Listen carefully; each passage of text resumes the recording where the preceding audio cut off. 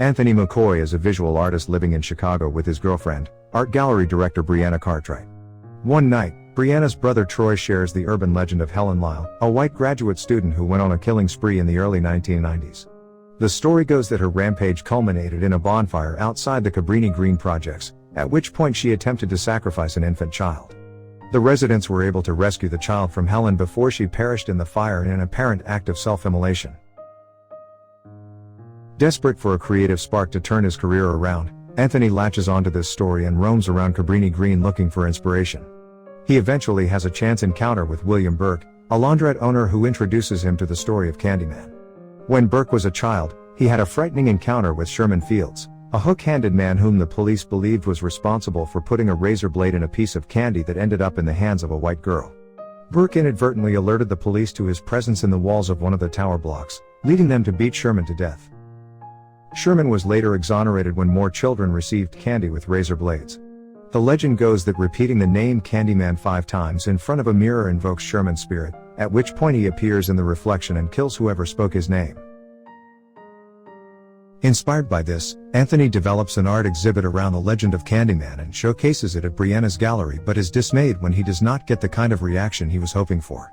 That night, one of Brianna's co-workers and his girlfriend are slaughtered by Candyman after saying his name 5 times in front of a mirror. Their bodies are discovered in the morning by Brianna. More people are killed after repeating Candyman's name, including an art critic and a group of teenage girls. Meanwhile, Anthony begins to undergo a physical transformation stemming from a bee sting he suffered on his hand while walking around Cabrini Green. The sting develops into a scab that begins to spread and cover his whole body. Anthony later goes to a hospital to get checked out, where he learns that his mother lied about where he was born. Anthony soon pays a visit to his mother, who reveals he was the baby Helen Lyle saved from the fire the night she died. Though the truth is that Helen saved him from Candyman, who abducted him and planned to sacrifice him in the fire, she never told him about it because she wanted Anthony to have a chance at a normal life.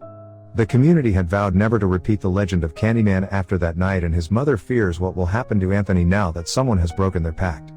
Anthony leaves resigned to his fate and wanders the row houses of Cabrini Green. Concerned about Anthony, Brianna recalls him mentioning that he first heard about Candyman from Burke, so she heads to Cabrini Green in hopes of finding him. Once there, Burke subdues Brianna and takes her to an abandoned church, where Anthony has entered a fugue state as his body continues to deteriorate. Burke reveals that not only did he witness the police beat Sherman to death, but he also saw Sherman return later as the Candyman, after which he butchered his older sister when she summoned him in the bathroom mirror of their apartment. He plans to have Anthony gunned down by the police, creating a new legend in which Candyman is an instrument of vengeance rather than a symbol of black pain and suffering. To complete Anthony's transformation into Candyman, he saws off his right hand and replaces it with a hook. Brianna manages to escape the church and is chased into the Cabrini Green row houses by Burke, whom she viciously stabs to death. Anthony appears and collapses into her arms as the police, lured to the scene by Burke, show up and shoot Anthony to death. Brianna is handcuffed and placed in the back of a police SUV, where an officer attempts to intimidate her into agreeing that Anthony provoked the other officer into shooting him.